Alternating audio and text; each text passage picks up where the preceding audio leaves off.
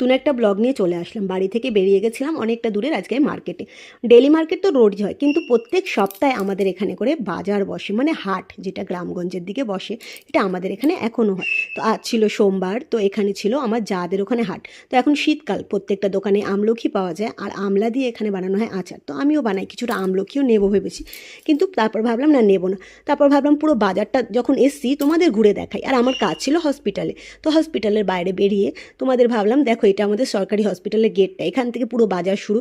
আর এখানকার বাজারে সোয়েটার থেকে শুরু করে জুতো, মোজা, ঘরের যত যাবতীয় জিনিস, তেল মশলা, সব কিছু পাওয়া যায়। এখানে কপি গাছ, ফুলকপি গাছ, সব কিছু গাছের চারা দেখতে পাচ্ছ। এখানে শুকনো মাছ, তোমাদের বললাম মশলাও পাওয়া যায়। এখানে মাছ, আর মাছের দিকটা বেশি দেখালাম না, আমার মাছের গন্ধে বমিই পায়, তাই জন্য অন্য সেকশনটা দেখাচ্ছি। তো দেখো, এদিকটা হচ্ছে সোয়েটার পাওয়া যাচ্ছে, শীতের সময় স্টোল, বাচ্চাদের জুতো।